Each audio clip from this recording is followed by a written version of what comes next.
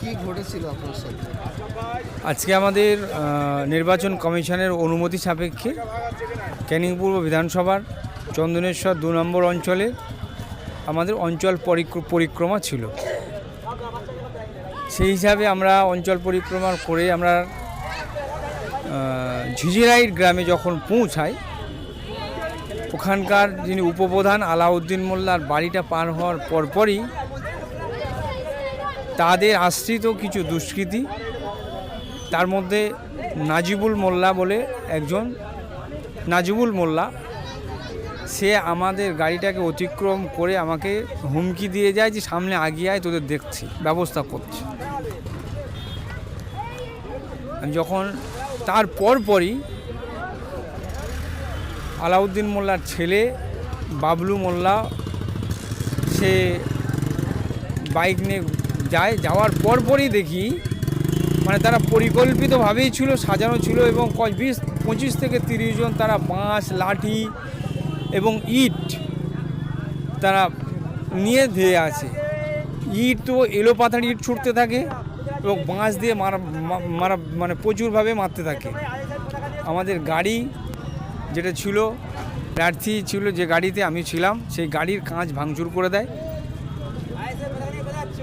এবং তারা ব্যাপকভাবে একটা পরিকল্পনা করেছিল যে আমাদের কাউকে ওখানে রক্তাক্ত করে দেবে, প্রাণে মেরে দেওয়ারও তাদের একটা পরিকল্পনা ছিল, যেভাবে তারা মব তৈরি করেছিল।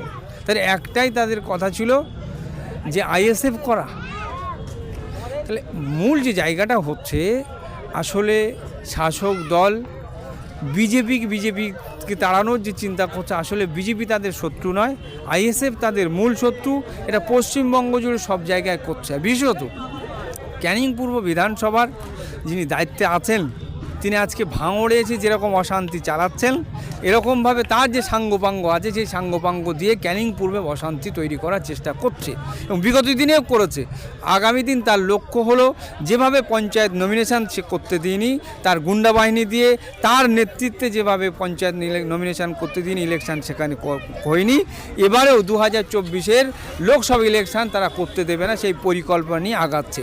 আমি নির্বাচন কমিশন তথা আধিকারিকদেরকে জানাবো, অবিলম্বে এই সমস্ত দুষ্কৃতীদের বিরুদ্ধে, টিএমসির দুষ্কৃতীদের বিরুদ্ধে আইনানুগ ব্যবস্থা নিয়ে তাদের যথাযথ গ্যারেজ করার চিন্তা করুক, নতুবা সাধারণ মানুষকে তারা তাদের যে চিন্তাভাবনা যে প্রতি মানুষকে তারা ভোট দেওয়াবে, সেই চিন্তাভাবনা কোনো মতেরা সাকসেসফুল হতে দেবে না।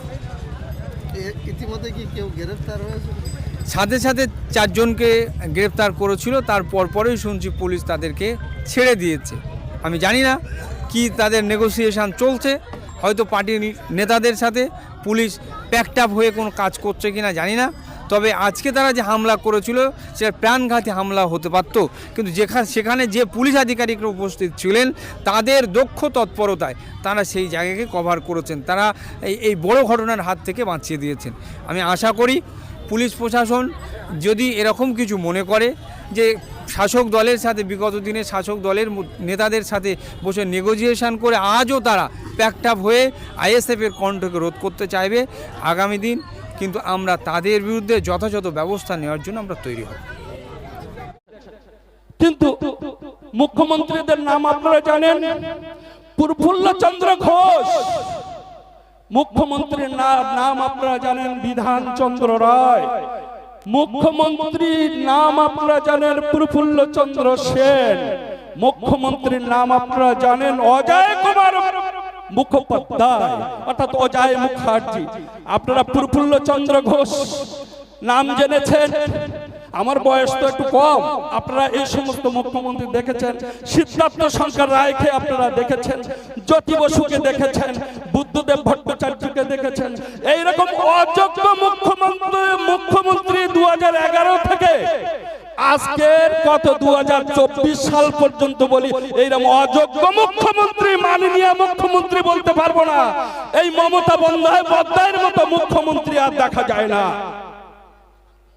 জেল খেটেছি 52 দিন, অসুবিধা নেই মাননীয় মুখ্যমন্ত্রী, অসুবিধা নেই। জেল যখন খেটেছি আমার ভাইজান যখন 42 দিন খেটেছে, আমি 52 দিন খেটেছি, কারণ আমার বয়স একটু কম, তো আমার ছেলের বয়স একটু বেশি, 42 দিন খেটেছে, আর আমার বয়স কম বলে 52 দিন খেটেছে। কেউ কেউ 60 দিন খেটেছে, কেউ কেউ 62 দিন খেটেছে।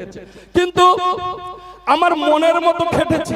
জেল যখন খেটেছি মনে করেছি ডাক্তারি করে করে যায় তো দিন, যায় তো বেলা, কিন্তু জেলের মধ্যে যখন গীতা পাঠ করা আরম্ভ করেছি, সবাই গুরুদেব বলে সম্মান করেছে, অনেক দীক্ষা দিয়েছি, অনেকে যারা খুনি আসামি তারা জেল থেকে বেরিয়ে গেছে, কিন্তু আমি বেরোতে পারিনি, কেননা আমি তো একটা ছকের মধ্যে আছি। তাই আমি বলবো আমাকে বেরোতে দেয়নি। কে দেয়নি? এই মুখ্যমন্ত্রী, পুলিশ মন্ত্রী আমাকে বেরোতে দেয়নি, তার জন্য আমি বেরোইনি। তাই বলেছি এবারের সংগ্রাম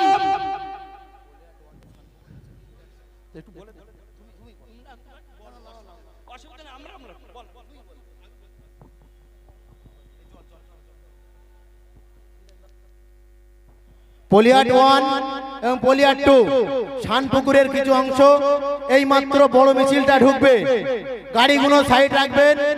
এই মুহূর্তে পলিয়াট 1 এবং পলিয়াট 2 শানপুকুরের অংশ ঢুকছে, দেখে নেবেন মাঠ ভরে যাবে ইনশাআল্লাহ।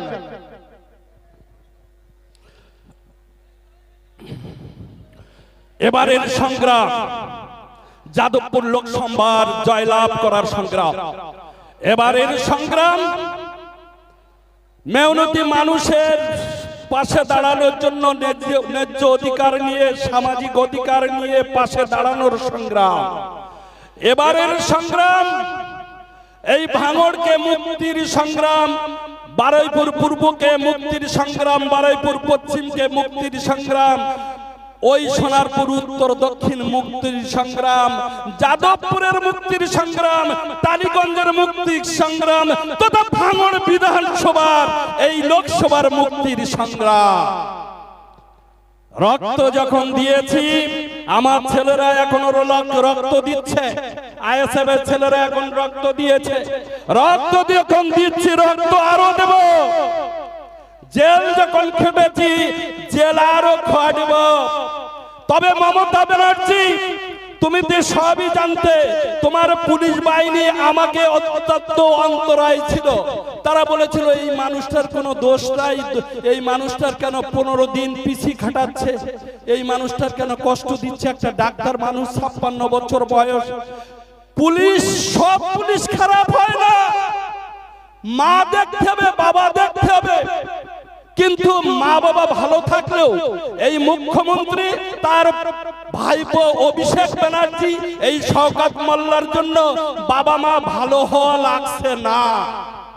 তারা এই বিভিন্নভাবে প্রভাবিত করে দিয়ে বিভিন্ন সময় জেল খাটানোর চেষ্টা করছে। জেল খাটাও না,